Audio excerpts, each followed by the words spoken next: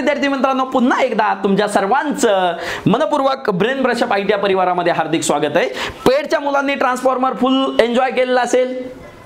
Okay, पेडच्या मुलांनी फुल transformer enjoy केलेला असेल. Hope so. आता आपण काय बघणार आहेत रे? ट्रान्सफॉर्मरचा नेक्स्ट टॉपिक बघणार आहेत. आणि तो नेक्स्ट टॉपिक काय आहे? प्रश्न उत्तर. बरोबर आहे का? प्रश्न उत्तर.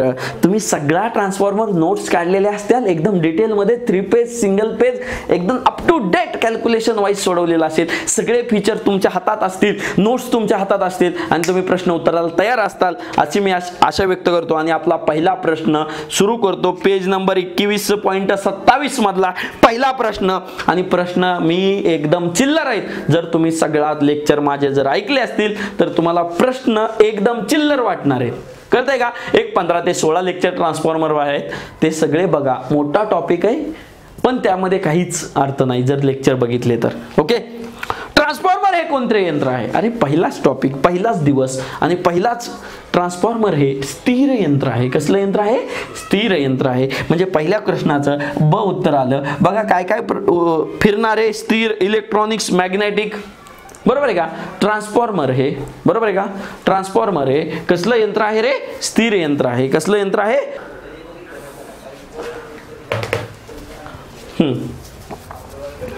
बघा रे, प्रश्न क्रमांक दुसरा. ट्रान्सफॉर्मर कोणत्या सप्लायवर कार्य करतो? बाळांनो, सगळ्यात महत्वाचा पॉइंट आपला राहिला आहे.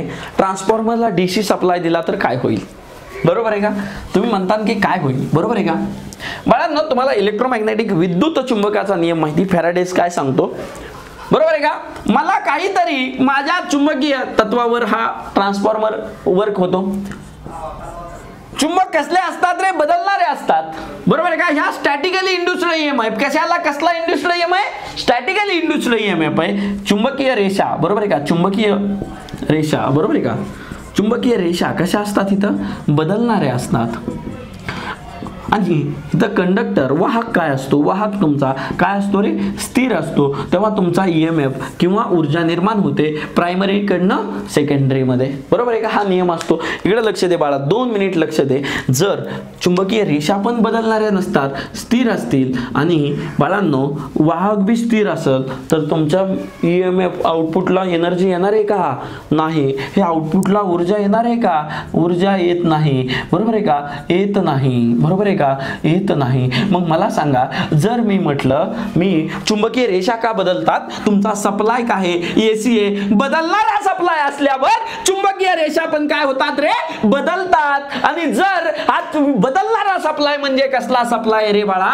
AC supply, alternating supply. Hope so तू बेसिक बघितला असेल, मग इथं आला असतील. पेड मध्ये बेसिक बघितला असेल एकदम डीप मध्ये आणि मगच इथं आला असतील तरच तुझं हे येणार आहे, नाहीतर येणार नाही. हे बघण्याच्या आधी तू तिथं जा, आधी बघ 15-20 लेक्चर आणि मग इथं ये. बरोबर आहे का? जर मी ह्याला काय केला? डीसी सप्लाय दिला. डीसी सप्लाय दिला. इकडे लक्ष दे. डीसी सप्लाय दिला. चुंबकीय रेषा बदलणार आहेत का? इथं ज्या चुंबकीय रेषा आहेत त्या स्थिरच राहणार आहेत. ज्या स्थिरच राहणार आहेत. बाळांनो, फॅराडे काय सांगतो? मग जर दोन्ही पण स्थिर असतील तर ईएमएफ ऊर्जा निर्माण होते का? ऊर्जा निर्माण होणार नाही. म्हणजे त्या आउटपुटला काय वाटणार आहे? ट्रान्सफॉर्मरला काय वाटणार आहे? ऊर्जा येत नाही. मग काय करतो ट्रान्सफॉर्मर? बघा, चुंबकीय रेषाच तयार होत नाहीत. मग ट्रान्सफॉर्मर काय करतो? अजून करंट घ्यायला लागतो. म्हणजे ट्रान्सफॉर्मर खेचायला लागतो करंट इनपुट कडनं. दे मला करंट. कारण त्याला माहित असतं जेवढा करंट घेईल तेवढ्या माझ्याकडे चुंबकीय रेषा निर्माण होणार आहेत. मग तो म्हणतो की अरे करंटच कमी पडलाय काय की. मग त्याला माहित नसतं की मी डीसी सप्लाय दिलाय. डीसी सप्लाय दिल्यावर काय होतं? चुंबकीय बदलणाऱ्या रेषा तयार होत नाहीत. म्हणजेच मॅग्नेटायझेशन तयार होत नाही. त्याला इंग्लिश मध्ये काय म्हणतात? मॅग्नेटायझेशन तयार होत नाही. मग मॅग्नेटायझेशन तयार नाही झालं की काय होतं रे? तो चुंबक बघा काय होतं? तो काय करतो? डीसी सप्लाय काय करतो? खेचण्याचा प्रयत्न करतो. काय करतो? खेचण्याचा प्रयत्न करतो. मग तिकडून जास्त जास्त करंट आला का? आउटपुटच येत नाही.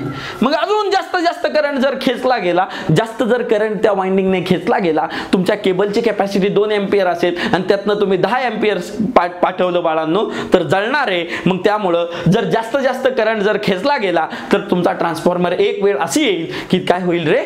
जळून जाईल. त्यामुळं डीसी वर ट्रान्सफॉर्मर चालतो पण ऊर्जा निर्माण करत नाही.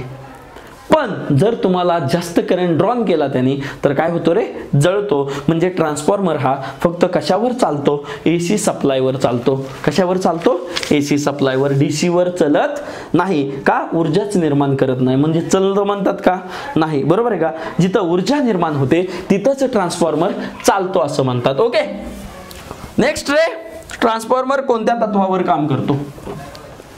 बरोबर आहे का, म्युच्युअल इंडक्शन. बरोबर आहे का, कोणत्या तत्वावर. बरोबर आहे का. आता बघा इथं भरपूर पर्याय आहेत. पहिल्यांदा बघा, self induction, mutual induction, Faraday's electromagnetic induction नियमानुसार, मॅग्नेटिक इंडक्शन नुसार. बरोबर आहे का रे बाळांनो. ह्याचं उत्तर म्युच्युअल इंडक्शन पण येऊ शकतं, ह्याचं मॅग्नेटिक इंडक्शन पण येऊ शकतं, फॅराडेज इलेक्ट्रोमॅग्नेटिक इंडक्शन, तिन्ही पण उत्तर येऊ शकतात. तर तुमचा ट्रान्सफॉर्मर कोणत्या बेसिक तत्वावर जर असेल, बेसिक तत्वावर. बघा मी तुम्हाला प्रश्न काय सांगतोय, इथं प्रश्न डिझाईन करताना चुकलेला आहे. तुमचा ट्रान्सफॉर्मरचे तिन्ही पण उत्तर ह्यामध्ये आहेत. तिसऱ्या प्रश्नामध्ये तिन्ही. दरवाजा लावून घेतो.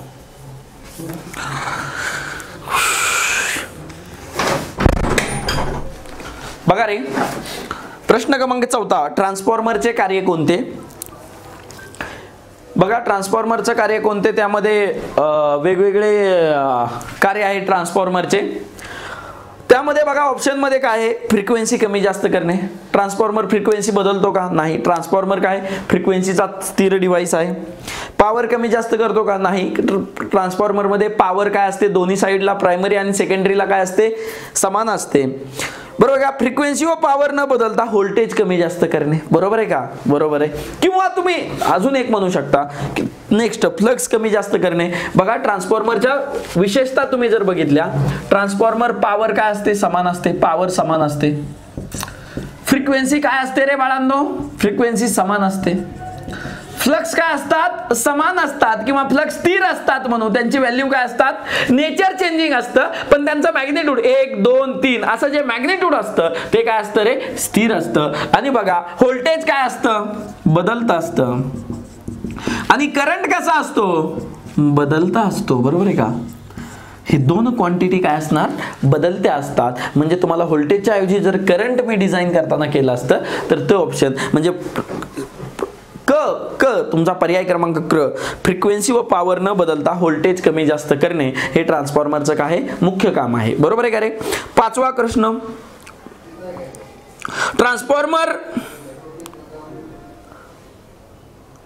ट्रान्सफॉर्मरला डीसी सप्लाय दिल्यास काय होईल. मी आत्ताच सांगितलं बाळांनो, ट्रान्सफॉर्मरला डीसी सप्लाय दिल्यास काय होईल, ट्रान्सफॉर्मरमध्ये आउटपुट निर्माण नाही होणार आणि जास्त करंट जर ओढला गेला तर ट्रान्सफॉर्मर आउटपुट काय होईल, जर ट्रान्सफॉर्मर म्हणून काम करायचा त्याने प्रयत्न केला तर ट्रान्सफॉर्मर काय होईल, जळल. का, मॅग्नेटायझिंग करंट जास्त घेईल तो. बरोबर आहे का, कारण मॅग्नेटायझेशनच होणार नाही. म्हणजे लास्टचं ऑप्शन ट्रान्सफॉर्मर जळेल. बरोबर आहे का.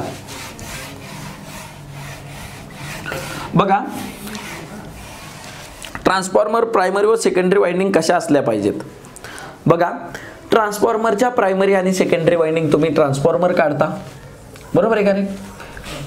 ही प्रायमरी आणि ही सेकंडरी. ओके, ह्या वाइंडिंग कशा असल्या पाहिजेत. बघा प्रश्न काय दिल्यात, वेगवेगळ्या वेड्यांच्या. बरोबर आहे का. काय तुम्ही सांगू शकत नाही, वेगळे बी असू शकतात, समान बी असू शकतात, कसं पण करू शकता. सारख्या आकाराच्या कॉपर वायरच्या, सारख्या बी आकाराच्या असू शकतात, असमान बी आकाराच्या असू शकतात. त्यांच्यानुसार तुम्ही ट्रान्सफॉर्मर कसा यूज केलाय त्याच्यानुसार. एकाच मॅग्नेटिक सर्किटमध्ये, स्वतंत्र मॅग्नेटिक सर्किटमध्ये. बरोबर आहे का.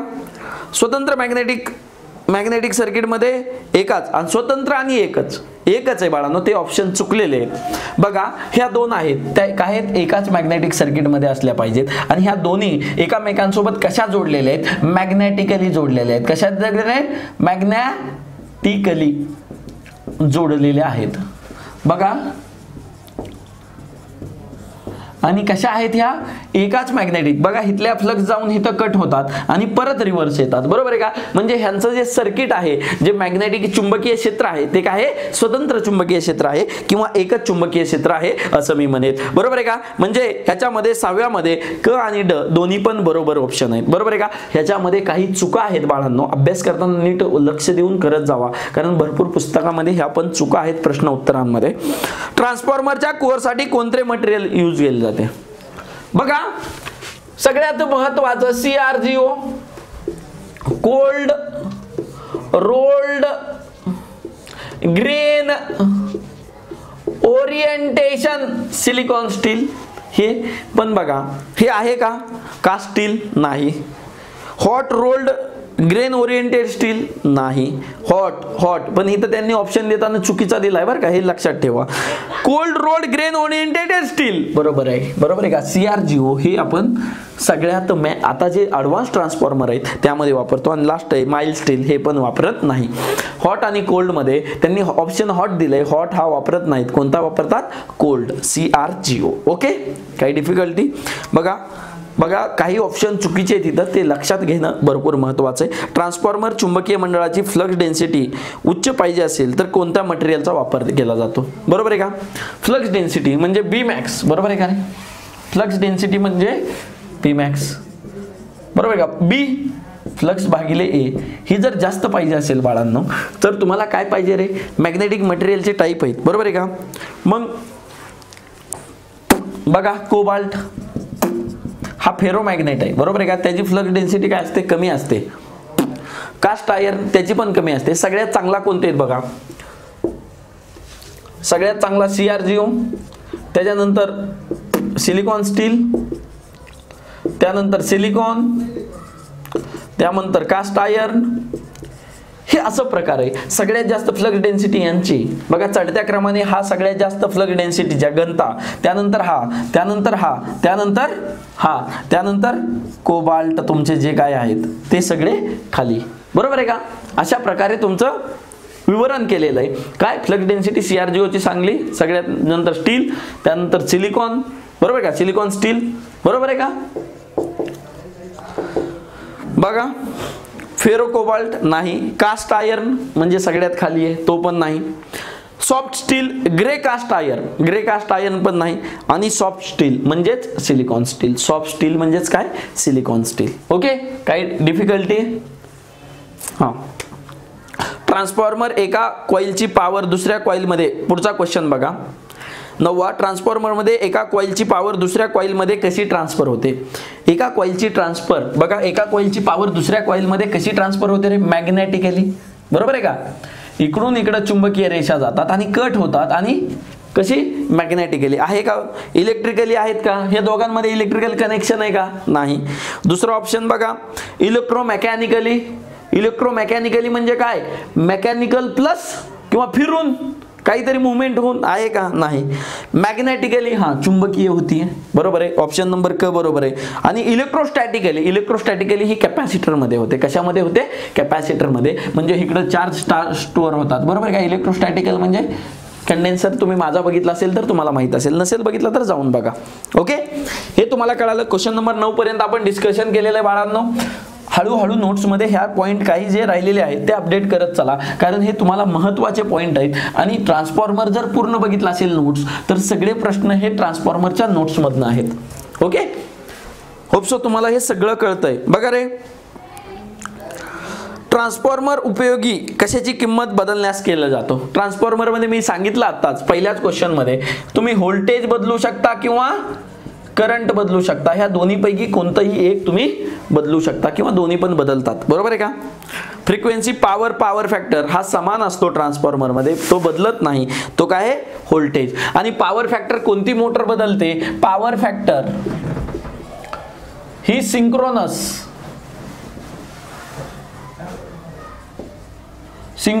मोटार बदलते, बरोबर आहे का. सिंक्रोनस मोटार ही काय बदलते, पॉवर फॅक्टर बदलला जातो, बरोबर आहे का रे. हा, नेक्स्ट आहे ट्रान्सफॉर्मर क्वेश्चन क्रमांक 11 मी बघतोय.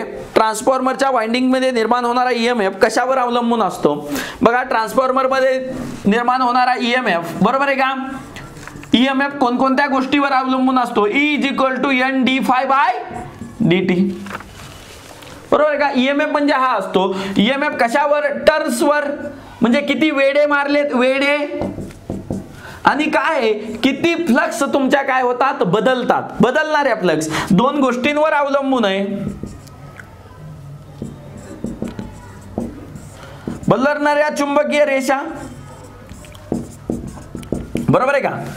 चुंबकीय रेषा आणि काय वेढे ह्या दोन गोष्टींवर अवलंबून आहे बरोबर आहे का? किंवा आता हा ईएमएफ झाला, किंवा ईएमएफ चा दुसरा फॉर्म्युला कसा लिहू शकतो? 4.44 N phi F बरोबर आहे का? हा फॉर्म्युला आहे. ईएमएफ चे दोन फॉर्म्युले बरोबर आहे का? हे दोन फॉर्म्युले आहेत. फायला जर बदलणाऱ्या फ्लक्सला साइनच्या भाषेत लिहिलं तर हे फॉर्म्युला येतोय. मग ह्या फॉर्म्युल्यांमध्ये बघा रे बाळांनो, कशावर? वेड्यांवर, फ्लक्सवर. कशावर? फ्लक्सवर. आणि ही काय रे? फ्रिक्वेन्सी. कशावर? फ्रिक्वेन्सी. ह्या तीन घटकांवर हे सगळं काय रे? डिपेंड आहेत बरोबर आहे का रे?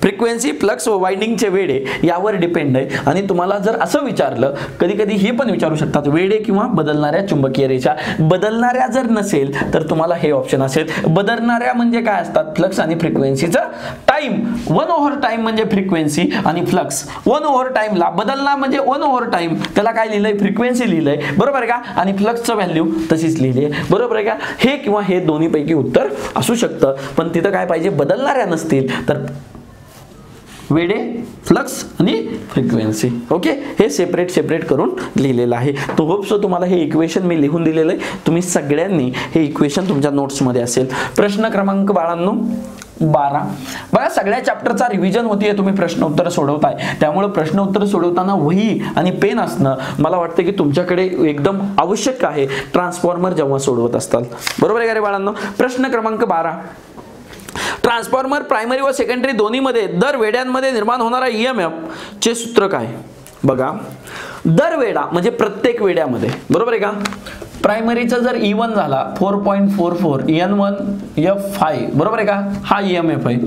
आणि E2 मध्ये ईएमएफ झाला 4.4 N2 बघा, टर्न्स काय आहेत? E2 च्या N2 दर वेड्यामध्ये म्हणजे एका, तिथं फ्रिक्वेन्सी समान आहे, फ्लक्स समान आहे, फ्रिक्वेन्सी समान आहे, फ्लक्स समान आहे, फक्त वेड. दर वेडा म्हणजे काय रे? एक वेडा. आणि N2 चा पण काय रे? एक. दर वेडा म्हणजे एक बरोबर आहे का? मग एक जर व्हॅल्यू ठेवली बाळांनो, इथं एक किंमत ठेवली, इथं एक किंमत ठेवली, ह्याच्या आणि ह्याच्यामध्ये काय बदललंय का रे? नाही. हे दोन्ही पण काय आहेत? E1 = E2 बरोबर आहे का? आणि ह्याच्यामध्ये मी तुम्हाला सांगतो की ह्या दोघांमध्ये फेज डिफरन्स ट्रान्सफॉर्मर मध्ये किती असतो? 180 चा फेज डिफरन्स असतो दोघांमध्ये. दर वेड्याचं व्होल्टेज काय झालं? समान झालं जर एकच वेडा घेतला तर बरोबर आहे का? कळालं? कारण काय रे? फ्रिक्वेन्सी समान असते आणि फ्लक्स समान असतात. ह्या दोन्ही गोष्टी काय असतात रे? समान असतात. कळालं? क्वेश्चन नंबर 12 मला वाटतंय तुम्हाला समजलं असेल. आणि ह्याच्यामध्ये बघा, नेहमी सारखे काही वेळा सारखे नेहमीच वेगवेगळे ट्रान्सफॉर्मर रेशिओच्या प्रमाणात, तसं काही नसतं. जर वेड्याचं असलं, प्रत्येक वेड्याला जो ईएमएफ असतो तो काय असतो? समान असतो. जर टर्न = 1, वेडा = 1 घेतला तर बरोबर आहे का? कोणत्याही सिंगल फेज ट्रान्सफॉर्मर मध्ये प्रायमरी व सेकंडरी मध्ये निर्माण होणारे व्होल्टेज फेज डिफरन्स किती असतो? आताच सांगितलं. E1 आणि E2 ह्या दोघातला फेज मधला डिफरन्स किती असतो रे? 180 डिग्री असतो. हे मी शिकवताना पण भरपूर वेळेस तुम्हाला सांगितलं आहे. ट्रान्सफॉर्मर मध्ये लो लोड करंट हा फुल लोड करंटच्या किती असतो? बरोबर आहे का? मी तुम्हाला सांगितलंय शिकवताना बरोबर आहे का? आपली फेजर झालेली आहे. हे नो लोड करंट बरोबर आहे का? एकदम कमी असतो. परत एक दुसरा करंट असतो आणि ह्या दोघांचं समेशन म्हणजे काय असतो रे?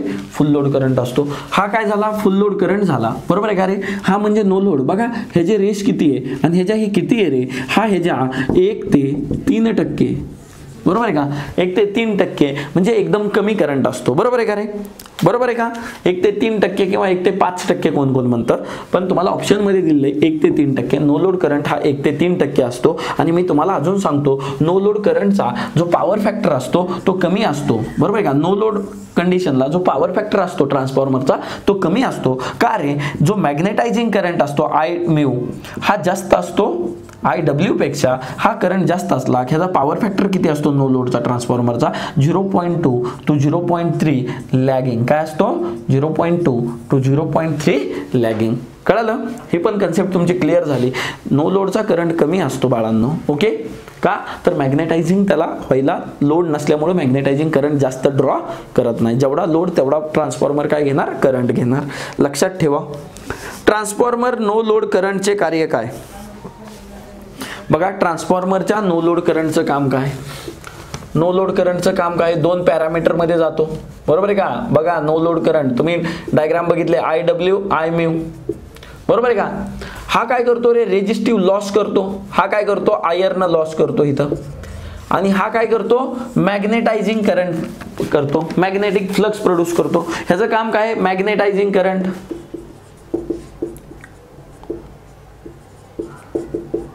Magnetising current. आणि ह्याचं काय रे, लॉस करणे. काय करणे, लॉस करणे. नो लोडचा लॉस करणे. म्हणजे नो लोडला कोणता लॉस असतो रे बाळांनो, आयर्न लॉस असतो. कोणता, आयर्न लॉस. बघा कोणता लॉस असतो रे बाळांनो, आयर्न लॉस. ह्या प्रकारचा लॉस असतो.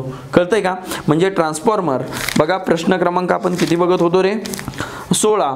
नो लोड करंट काय, वर्किंग करंट व मॅग्नेटाइझिंग व्होल्टेजचे बेरीज. हे कुणाकुणाची बेरीज असते रे.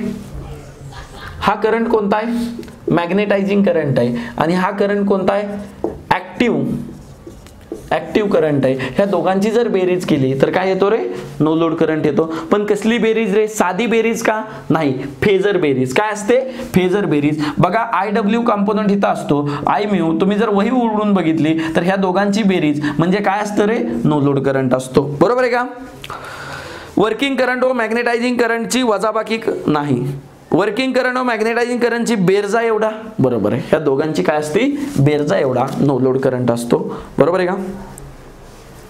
बेरज, साधी बेरीज नाही. कसली बेरीज रे, वेक्टर बेरीज.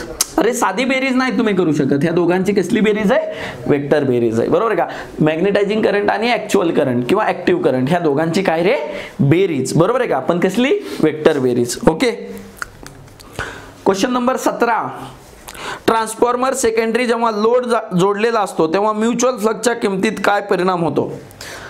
लोड जोडू, काय पण जोडू, ट्रान्सफॉर्मरच्या फ्लक्सची किंमत कशी असते रे, स्थिर असते. लोड जोडा किंवा काय पण करा, कारण ट्रान्सफॉर्मर हे फ्लक्सची व्हॅल्यू, किंमत, नेचर चेंजिंग असतं. मी काय म्हणतोय, त्यांची विशेषता चेंजिंग असते, पण त्याची व्हॅल्यू जर काढली तर ती काय असते रे, समान असते. काय असते, समान असते. बरोबर आहे का. बरोबर आहे ना. पाण्यात मासे काय आहेत रे, इकडून तिकडे फिरतात. पण मासे किती म्हणलं, तुम्ही काय म्हणतात, 10 मासे. मग तुम्हाला मी विचारलं मासे काय करतात, तुम्ही म्हणतात फिरतात. पण माशांची किंमत काय, तुम्ही काय म्हणतात, 10. तसं मी ट्रान्सफॉर्मर मध्ये लोड लावा किंवा अनलोड लावा, ती काय टाका, हौदात टाका किंवा तळ्यात टाका, त्यांची व्हॅल्यू चेंज होणार आहे का, नाही. तसंच फ्लक्सचं आहे. ट्रान्सफॉर्मरच्या सेकंडरीला लोड जोडला तेव्हा ट्रान्सफॉर्मरच्या म्युच्युअल फ्लक्सच्या किमतीवर काय परिणाम होईल. काय होईल रे, प्रायमरी फ्लक्स सम असतात, सेकंडरी करंटच्या व्यस्त प्रमाणात असतात. अरे फ्लक्स ह्या काय असतात रे, स्थिर असतात. काय असतात, स्थिर असतात. बरोबर आहे का रे. फ्लक्स काय असतात रे बाळांनो, फ्लक्स ऑलवेज काय असतात रे, स्थिर असतात. काय उत्तर दिले आपण बघूया. प्रश्न क्रमांक 17. 17चं ड बरोबर आहे. ट्रान्सफॉर्मरच्या फ्लक्स काय असतात, स्थिर असतात. ट्रान्सफॉर्मर लो लोड करंट कसा असतो बघा. ट्रान्सफॉर्मरचा नो लोड करंट कसा असतो. नो लोड करंटची तुम्ही फेजर बघितली, IW IM मी काढलं होतं मॅग्नेटायझिंग करंट. आणि हे काय रे, I0. ह्या दोघांचे काय रे, वेक्टर सम. हा V1 आणि हे फ्लक्स. बरोबर आहे का रे. ह्याच्यामध्ये काय असतो रे, ह्या जो अँगल असतो, बरोबर का, ह्याचा पॉवर फॅक्टर किती असतो, 0.2 किंवा 0.3. भरपूर कमी पॉवर फॅक्टर असतो. म्हणजे ह्याचा अँगल किती असणार आहे रे, 80 ते 85 डिग्री. बरोबर आहे का. बघा व्होल्टेज काय करतंय, पुढे आणि करंट काय होतंय, माग आहे. म्हणून ह्या पॉवर फॅक्टरला नाव कसं दिलंय, लॅगिंग. बरोबर आहे का. मग लक्षात ठेवा, ट्रान्सफॉर्मर मध्ये लो लोड करंट कसा असतो, प्रायमरी व्होल्टेज V1. बरोबर आहे का. बरोबर आहे का. व्होल्टेज V1 च्या 90 ने लॅगिंग असतं. बघा नो लोड करंट 90 ने एक्झॅक्टली लॅगिंग नसतो, तर किती असतो 80 ते 85. बरोबर आहे का. V1 च्या 0 ते 90 दरम्यान लॅगिंग असतो. उत्तर क्रमांक ड हा त्याचं बरोबर उत्तर आहे. पण तुमच्यामध्ये दिलेलं आहे, मला वाटतं चुकीचं दिलेलं आहे. उत्तर क्रमांक 18चं हे चुकीचं दिलेलं आहे. कारण नो लोड करंट बघा ह्या दोघांची सम येते, म्हणजे हा किती असतो रे, नो लोड करंट किती असतो, लॅग होतो. बरोबर आहे का. कितीने 80 ते 85 ने, म्हणजे 0 ते 90 पर्यंत तुम्ही कुठं पण लॅग होऊ शकतो. बरोबर आहे का. बघा इन फेज नसतो, लॅगिंग असतो पण एक्झॅक्टली 90 डिग्रीने नसतो. का, ह्या दोघांचं काय होतं रे, सम होतं. बरोबर आहे का. ह्या दोघांचं काय होतं, सम होतं. नो लोड करंट प्रायमरी व्होल्टेजच्या प्रत्येक जवळपास किती अंशाने लॅगिंग असतो, मी तुम्हाला सांगितलं कितीने असतो रे, 80 ते 85 डिग्रीने. मग तुम्हाला काय ऑप्शन बरोबर आहे, 85 डिग्रीने लॅगिंग असतो जवळपास. बरोबर आहे का. जवळपास 80 ते 85, एक्झॅक्टली 90 नसतोच.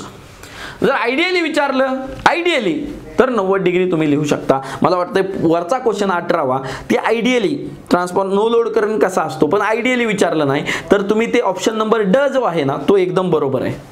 लॅगिंग असतो 0 to 90 मध्ये, आणि 19व्याचं पण ड उत्तर बरोबर आहे. ट्रान्सफॉर्मर सेकंडरीवरील लोड जोडला असता प्रायमरी करंट काय होईल. प्रायमरीला जर लोड जोडला बाळांनो, लोड जोडला तर लोड करंट फ्लो होईल. बरोबर आहे का. आणि ह्या दोघांचं सम होईल. नो लोड करंट आणि जो येणारा करंट आहे ह्या दोघांचं सम होऊन काय होईल, फुल लोड करंट होईल. म्हणजे प्रायमरीला सेकंडरीला जर लोड जोडला तर प्रायमरीचा काय होईल रे, नो लोड करंट आणि प्रायमरी बेन्सलिंग करंट यांच्या वेक्टरची बेरीज होईल. फुल लोड करंट म्हणजे काय, हा प्रायमरीचा इनकमिंग करंट आणि नो लोड करंट ह्या दोघांची काय होईल रे, वेक्टरली बेरीज होईल. Okay okay. हा नेक्स्ट काय रे, ट्रान्सफॉर्मरचे प्रकार कोणते आहेत. बघा ट्रान्सफॉर्मरचे 3 प्रकार आहेत. बघा 20व्याचं डी उत्तर आहे. का, इनकमिंग आणि नो लोड करंट ह्यांची बेरीज म्हणजे फुल लोड करंट आहे. बरोबर आहे का. इनकमिंग करंट आणि नो लोड करंट ह्या दोघांची बेरीज म्हणजे काय, फुल लोड करंट आहे. ओके. मग मला सांगा रे बाळांनो, ट्रान्सफॉर्मरचे प्रकार कोणते, शेल टाईप, कोर टाईप आणि बेरी टाईप. बरोबर आहे का. हे 3 प्रकार म्हणजे वरील सर्व. बरोबर आहे का. शेल टाईप ट्रान्सफॉर्मरच्या रचनेत कोणता फायदा असतो. बघा शेल टाईप ट्रान्सफॉर्मर आपण बघितला, त्याच्यामध्ये करंट जास्त असतो, इन्सुलेशन कमी लागतं, कॉपर इन्सुलेशन जास्त लागतं, कॉपर कमी लागतो. त्यामध्ये फ्लक्स काय होतात, हवेत कमी जातात शेलमध्ये, म्हणजे तो चांगला ट्रान्सफॉर्मर असतो. पॉवर म्हणजे त्यामध्ये लिकेज फ्लक्स जे आहेत ना, वाऱ्यावर जाणाऱ्या फ्लक्स त्या कमी असतात. बरोबर आहे का. मग ह्याच्यामध्ये काय दिलंय बघा, शेल टाईप यामध्ये फ्लक्स लिकेज प्रमाण कमी असते. बरोबर आहे, पहिला पण बरोबर आहे. यामध्ये फ्लक्स वाहण्याचे 2 मार्ग असतात. बरोबर आहे. बघा शेल टाईप मध्ये काय आहे रे, पण फायदा विचारलाय. बरोबर आहे ना. इकडून बी वाहू शकतात आणि इकडून बी वाहू शकतात. ओके. बघा यामध्ये फ्लक्स वाहण्याचे 2, वाइंडिंग थंड राहते, वाइंडिंग थंड राहते, गरम राहते आपल्याला माहित नाही. आपण बघू थंड राहत नाही का, आपण बघणार आहेत. कारण हा हाय करंट आहे. काय आहे, हाय करंट आहे. आणि जिथं हाय करंट आहे बाळांनो तिथं टेम्परेचर जास्त असतं. बरोबर आहे ना. म्हणजे इथं थंड राहत नाही, हा गरम आहे. बरोबर आहे ना. कोर टाईपच्या तुलनेत टर्न्स होल्ट कमी लागतात. कोर टाईपच्या तुलनेत टर्न्स होल्ट कमी लागतात. बरोबर आहे का. इथं व्होल्टेज कमी असतं म्हणजे करंट जास्त असतो. बरोबर आहे का. इथं काय असतं, व्होल्टेज कमी असतं. बाळांनो ह्याचा कोणता फायदा आहे, कोणता फायदा आहे, पहिला पण पण बरोबर आहे, ब पण बरोबर आहे, पण फायदा 2 मार्ग असतात. हा फायदा नाही, कळलं ना, हा फायदा नाही. पहिला बरोबर आहे आणि ड बरोबर आहे, म्हणजे दोन्ही पण उत्तर तुम्ही काय लिहू शकता. ओके. म्हणजे तुम्ही जे उत्तर लिहू शकता त्यामध्ये अ आणि ड दोन्ही पैकी कोणतंही उत्तर तुम्ही काय करू शकता, लिहू शकता. बरोबर आहे का. प्रश्न क्रमांक पुढचा घ्या रे, प्रश्न क्रमांक 23 घ्या. ट्रान्सफॉर्मरच्या प्रायमरीत कमी व्होल्टेज दिल्यास सेकंडरी कडून जास्त व्होल्टेज मिळत असेल तर त्या ट्रान्सफॉर्मरला काय म्हणतात. बघा आपला ट्रान्सफॉर्मर आहे बाळांनो कोर टाईप ट्रान्सफॉर्मर आहे. त्याला व्होल्टेज काय दिलंय, कमी दिलंय, आणि इथं टर्न्स काय जास्त आहेत. इथं जास्त व्होल्टेज इथं कमी दिलंय, बरोबर का? हा ट्रान्सफॉर्मर कोणता झाला? Step up. व्होल्टेज वाढतंय त्यामुळे त्या ट्रान्सफॉर्मरला कोणतं म्हणायचं रे? स्टेप अप ट्रान्सफॉर्मर म्हणायचं. क्वेश्चन नंबर, प्रायमरी पेक्षा बारीक तारेची जास्त वेड्यांची, बरोबर आहे का? म्हणजे जर कमी व्होल्टेज असेल तर इथं टर्न्स काय असतील रे? कमी असतील, वेडे कमी असतील, आणि इथं वेडे कसे असतील रे? जास्त वेडे असतील, बरोबर आहे का? एरिया काय असेल मी सगळं लेक्चर मध्ये सांगितलं होतं, बरोबर आहे का? वेडे जास्त असतील, व्होल्टेज जास्त आहे, करंट कमी आहे, बरोबर आहे का? करंट कमी आहे म्हणजे रेजिस्टन्स जास्त आहे. रेजिस्टन्स कमी आहे तर आर रो एल बाय आहे. रेजिस्टन्स जास्त आहे तर एरिया कसा आहे रे? कमी आहे, बरोबर आहे का? थिन आहेत, बरोबर आहे का? एरिया कमी आहेत. हे सगळं मी तुम्हाला सांगितलंय लेक्चर मध्ये. ओके, प्रश्न क्रमांक 25 बघणार आहोत आपण. स्टेप डाऊन ट्रान्सफॉर्मरची सेकंडरी वाइंडिंग प्रायमरी लाईनीच्या तुलनेत. स्टेप डाऊन म्हणजे इथं काय आहेत रे? इथं कमी आणि इथं जास्त व्होल्टेज आहे. स्टेप डाऊन मग स्टेप डाऊन कमी जर वाइंडिंग असतील तर तारा इथं ज्या वेडे असतील ते काय असतील रे? वेडे कमी, आणि कमी करंट जास्त म्हणजे तिथं एरिया काय असेल रे? एरिया वाइंडिंगची जी साईज आहे ती मोठी असेल. साईज काय असेल? मोठी असेल, बरोबर आहे का? जाड, मोठी म्हणजे काय म्हणू शकतो? जाड असेल, बरोबर आहे. जाड तारेची कमी वेड्यांची वाइंडिंग म्हणजे कमी दाबाची वाइंडिंग, बरोबर आहे. ते आपण बघितलंय ऑलरेडी. ओके, आणखीन बघा नेक्स्ट क्वेश्चन बघा रे. नेक्स्ट क्वेश्चन बघा, क्वेश्चन नंबर 26, बरोबर का? स्टेप अप ट्रान्सफॉर्मरचे कार्य कोणते? स्टेप अप ट्रान्सफॉर्मरचे कार्य कोणते रे? काय करतं स्टेप अप ट्रान्सफॉर्मर? व्होल्टेज वाढवतं. झालं, व्होल्टेज वाढवणे. फ्रिक्वेन्सी चेंज करतं का? फ्लक्स चेंज करतं का? बरोबर आहे का? काहीच दुसरे कोणतेच पॅरामीटर चेंज करत नाही, बरोबर आहे का? क्वेश्चन नंबर 27, ऑटो ट्रान्सफॉर्मरचा उपयोग कुठे केला जातो? बघा, ऑटो ट्रान्सफॉर्मरचा उपयोग मी तुम्हाला सांगितलं. ऑटो ट्रान्सफॉर्मर हा बूस्टर म्हणून यूज केला जातो. अजून कोणता रे? परत तुम्ही कुठे यूज करू शकता? जिथं तुम्हाला स्टॅबिलायझर पाहिजे असतो तिथं यूज करू शकता. बघा प्रश्न उत्तरामध्ये काय केलेलं आहे? उत्तरामध्ये प्रश्न ऑप्शन मध्ये काय दिलेलं आहे बघा रे. ऑटोमोबाईल मध्ये नाही. ऑटोमॅटिक व्होल्टेज कमी जास्त करण्यामध्ये तिथं पण म्हणजे व्होल्टेज रेग्युलेटर मध्ये पण काम करतात ते. त्याचं कमी प्रमाणात व्होल्टेज मध्ये बदल करण्यामध्ये, बरोबर आहे का? कमी जर व्होल्टेज असेल तिथं बदल करायचा असेल तिथं पण यूज करतात. व्होल्टेज स्थिर ठेवण्यासाठी वापरत नाहीत. म्हणजे ऑटोमॅटिक व्होल्टेज कमी जास्त करण्यामध्ये किंवा कमी प्रमाणात व्होल्टेज मध्ये बदल करण्यामध्ये ब आणि क हे दोन्ही पण उत्तर आहेत बाळांनो. त्यामुळे लक्षात ठेवा, स्थिर स्टॅबिलायझर मध्ये पण काय करतात? ऑटो ट्रान्सफॉर्मर यूज करतात. ऑटो ट्रान्सफॉर्मरचा उपयोग का केला जातो? कार्यक्षमता जास्त आहे म्हणून, असं काहीच नाही. सारख्या आउटपुटची कॉपरची बचत व्हावी म्हणून, रेग्युलेशन कमी असते म्हणून, साधी रचना असते म्हणून. ऑटो ट्रान्सफॉर्मर हा फ्लेक्झिबल ट्रान्सफॉर्मर आहे, बरोबर आहे का? आता ह्याची कार्यक्षमता जास्त असते म्हणून म्हणजे त्याचं आउटपुट काय असतं? इफिशियन्सी काय असते? 2 ते 3 टाइम्सने जास्त असते. त्या ॲप्लिकेशनसाठी तो यूज केला जातो. असं काही नाही की बघा, रेग्युलेशन पण त्याचं चांगलं असतं, कार्यक्षमता चांगली असते, आणि त्याचा मेन पर्पज काय आहे? तो स्मॉल साईज मध्ये असतो. म्हणजे सगळेच उत्तर ह्याचे बरोबर असण्याचे शक्यता आहे. त्यामुळे लक्षात ठेवा, असे क्वेश्चन तुम्हाला पडण्याची खूप कमी शक्यता असते. जे की 28वाचं उत्तर त्यांनी काय दिलंय? ब, सारख्या आउटपुटची कॉपरची बचत होते म्हणून. बाळांनो, कॉपरची बचत होते, इफिशियन्सी क्षमता जास्त असते, परत काय रेग्युलेशन कमी असतं, आणि साधी रचना असते. हे सगळे पर्याय आहेत, सगळेच बरोबर आहेत, बरोबर आहे का? आणि कॉपर तर वाचतच, बरोबर आहे का? किती टाइम्सने वाचतं त्याचा फॉर्म्युला पण आहे, बरोबर आहे का? यातले मला वाटतं की 28 मधला त्यांना असा प्रश्न तुम्हाला विचारू शकत नाहीत, बरोबर आहे का? कोणत्या ट्रान्सफॉर्मरचा उपयोग इंडक्शन मोटार चालवण्यासाठी करण्यासाठी केला जातो? कोणता ट्रान्सफॉर्मर इंडक्शन मोटार चालू करण्यासाठी केला जातो? ऑटो ट्रान्सफॉर्मर हा स्टार्टर म्हणून यूज केला जातो. त्यामुळे ऑटो ट्रान्सफॉर्मर हा इंडक्शन मोटार म्हणून चालवण्यासाठी यूज केला जातो. इंडक्शन मोटार मध्ये आपण डिटेल मध्ये बघणार आहेत. 29वा संपला. क्वेश्चन नंबर 30, कोणत्या ट्रान्सफॉर्मरच्या सहाय्याने हाय व्होल्टेज व करंट मोजण्याचे सुरक्षित किमतीपर्यंत कमी करून मोजले जाते? बरोबर आहे का? आता एक वेगळे ट्रान्सफॉर्मर आहे जे मेजरमेंट मध्ये मी तुम्हाला शिकवेल. इन्स्ट्रुमेंट सीटी आणि पीटी हे काय करतात? किती पण मोठा करंट असला तरी त्याला छोटा करून मोजतात. त्याला इन्स्ट्रुमेंट ट्रान्सफॉर्मर म्हणतात. काय म्हणतात? लिहून घ्या. Instrument transformer. जास्त व्होल्टेज किंवा जास्त करंट मोजण्यासाठी वापरले जाणारे ट्रान्सफॉर्मर कोणते आहेत? तर इन्स्ट्रुमेंट ट्रान्सफॉर्मर आहेत. इन्स्ट्रुमेंट ट्रान्सफॉर्मर मध्ये कोणते ट्रान्सफॉर्मर येतात? करंट ट्रान्सफॉर्मर, बघा इन्स्ट्रुमेंट ट्रान्सफॉर्मरचे दोन प्रकार आहेत, करंट ट्रान्सफॉर्मर आणि व्होल्टेज ट्रान्सफॉर्मर.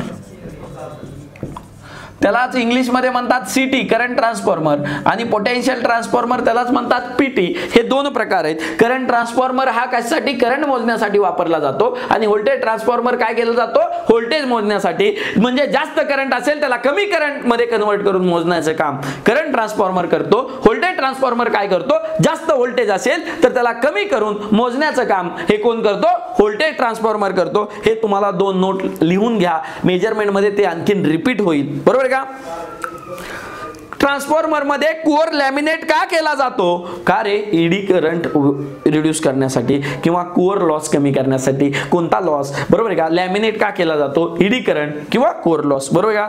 दुरुस्ती खर्च करण्यासाठी, ट्रान्सफॉर्मरला थंड ठेवण्यासाठी नाही, कोर लॉस कमी करण्यासाठी. बरोबर आहे. किंवा तुम्हाला कोर लॉस मधला ईडी करंट हा लॉस मेनली कमी होतो. ओके. ट्रान्सफॉर्मर मध्ये कॉपर लॉसेस कशामुळे होतात, कशामुळे होतात रे. कॉपर लॉसेसला काय असतं, I square R. Copper losses म्हणजे काय, आय स्क्वेअर आर. आणि कॉपर लॉसेसला कारणीभूत काय आहे, एकतर करंट आहे आणि दुसरा काय आहे, रेजिस्टन्स आहे. कुणाचा, वाइंडिंगचा रेजिस्टन्स. याच्यामुळे काय होतात रे, लॉसेस होतात. बरोबर आहे का रे. मग ईडी करंटमुळे नाही, चुंबकीय क्षेत्राच्या आदला बदलामुळे नाही, वाइंडिंगच्या रेजिस्टन्समध्ये यस, याच्यामुळे काय होतो, कॉपर लॉस होतो. ट्रान्सफॉर्मरमध्ये हिस्टरेसिस लॉस कशामुळे येतं, कशामुळे होतं रे, हिस्टरेसिस लॉस कशामुळे होतं. ट्रान्सफॉर्मरच्या चुंबकीय क्षेत्रामध्ये, बरोबर आहे का, बदल जेवढा चार्ज झालाय तेवढा डिस्चार्ज होत नाही, त्यामुळे जो लॉस होतो त्याला काय म्हणतात, हिस्टरेसिस लॉस. बरोबर आहे का. बघा ट्रान्सफॉर्मर हिस्टरेसिस ईडी करंटमुळे नाही, चुंबकीय क्षेत्राच्या आदला बदलामुळे यस, वाइंडिंगच्या रेजिस्टन्समुळे नाही.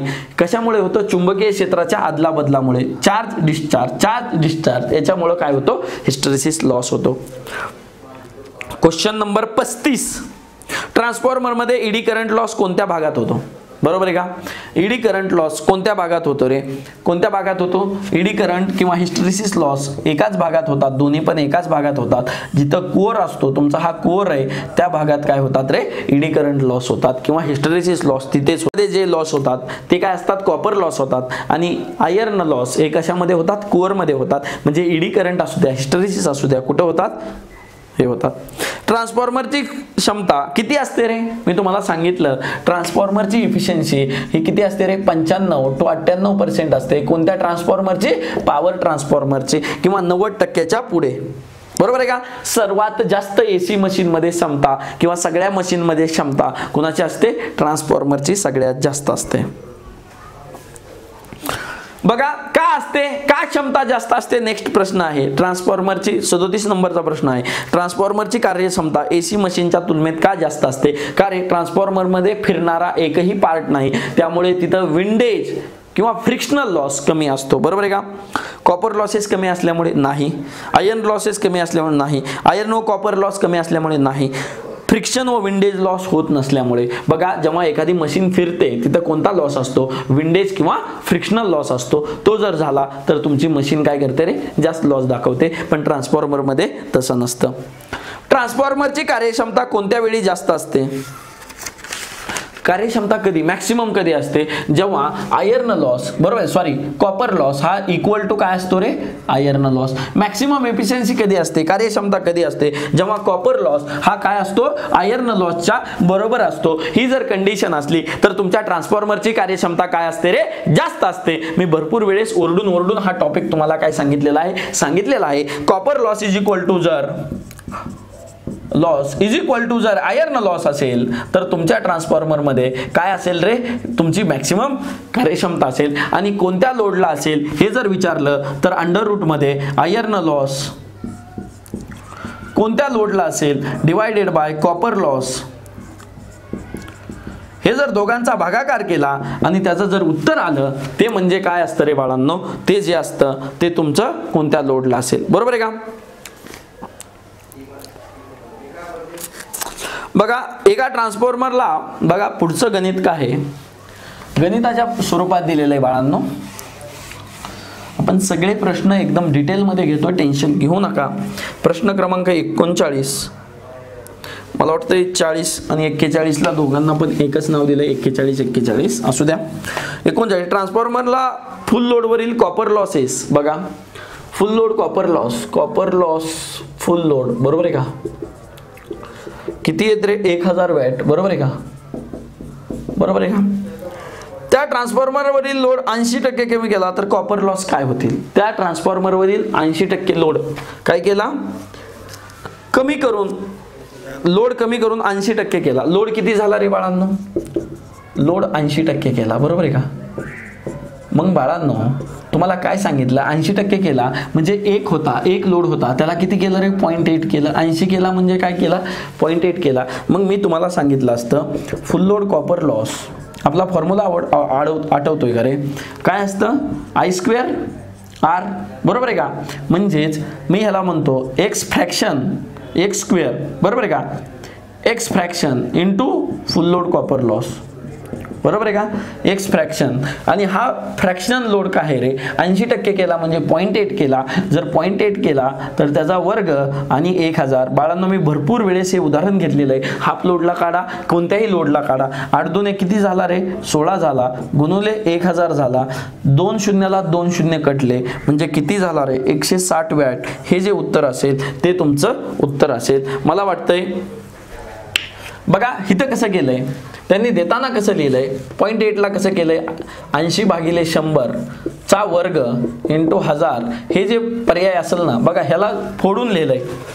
0.8 ला कसं लिहिलंय 80/100 चा वर्ग बरोबर आहे का. इथं वर्ग घेतला आणि ह्याचं खरं उत्तर किती आहे 160 वॅट. ह्याला तुम्हाला फॉर्म्युल्याच्या भाषेत दिलेलं आहे म्हणजे इथं कॅल्क्युलेशन करायची तुम्हाला गरज नाही. तुम्हाला 60% विचारलं असतं तर बाळांनो 60% विचारलं असतं तर काय केलं असतं रे, इथं काय केलं असतं 0.6 घेतलं असतं, त्याचा वर्ग घेतला असते. म्हणजे कोणत्याही फ्रॅक्शन ऑफ लोड म्हणजे कमी केलेला जर तुम्हाला कॉपर लॉस काढायचा असेल तर त्याच्या स्क्वेअर मध्ये चेंज होतो, कशामध्ये वर्गामध्ये बदल होतो. हे भरपूर वेळेस मी तुम्हाला काय सांगितलेलं आहे. प्रॉब्लेमला तुम्ही काय करू नका, हे करू नका. बघा रे बाळांनो ट्रान्सफॉर्मर आयर्न लॉसेस 400 वॅट आहेत. ट्रान्सफॉर्मर लोड दुप्पट केला तर लॉस मध्ये काय चेंज होते. आयर्न लॉस हे लोडवर डिपेंड नाहीत. आयर्न लॉस हे स्थिर लॉस आहेत, ते चेंज होत नाहीत. लोड किती पण बदला तरी ते चेंज होत नाही. आयर्न लॉस पुढच्या क्वेश्चन मध्ये 41 असं विचारलंय बाळांनो. आयर्न लॉस 400 वॅट आहे, लोड जर दुप्पट केला आयर्न लॉस हे लोडवर डिपेंड नाहीत, ते ऑलवेज किती राहणार आहेत 400 वॅट होणार आहेत. त्याला 100 पटीने वाढवा, लोड 100 पटीने कमी करा. हे आयर्न लॉसला स्थिर लॉस किंवा कॉन्स्टंट लॉस त्याच्यामुळेच म्हणतात. म्हणजे उत्तर क्रमांक क. डिस्ट्रीब्युशन ट्रान्सफॉर्मर आयर्न लॉस कमीत कमी होतील अशी त्याची डिझाईन बनावट का केलेली असते. कारण का रे आयर्न लॉस 24 तासही होत असतात त्याच्यामध्ये डिस्ट्रीब्युशन ट्रान्सफॉर्मर मध्ये सप्लाय. कारण तुम्ही वापरा किंवा घरी नाही वापरा, तुम्ही पुण्यामध्ये मुंबईमध्ये राहत असाल तर कंटिन्यू त्या ट्रान्सफॉर्मरला सप्लाय असतो. त्यामुळे तो ट्रान्सफॉर्मर आयर्न लॉसेसच्या बेसिसवर डिझाईन केलेला असतो. बघा प्रश्न बघा क उत्तर आहे. प्रायमरी दिवसातले 24 तासही सप्लायशी जोडलेले असते, त्याच्यामुळे ट्रान्सफॉर्मर डिस्ट्रीब्युशन डिझाईन करताना आयर्न लॉसचा किंवा कोअर लॉसचा बरोबर आहे का हा लॉस कन्सिडर करूनच ट्रान्सफॉर्मर हा डिझाईन केलेला असतो. बरोबर आहे का बाळांनो. अजून आपले प्रश्न राहिले त्याच्यामधले मला वाटतं 52 प्रश्न आहेत. आपण घेतलेले 42. ओके, नेक्स्ट जे राहिलेले प्रश्न आहेत ते आपण नेक्स्ट लेक्चरमध्ये डिस्कस करू. आज इथंच थांबू आणि ट्रान्सफॉर्मर संपला असं जाहीर करतो आणि टेस्ट मी याच्यावर काढतो. ओके, आज इथंच थांबतो. थँक्यू.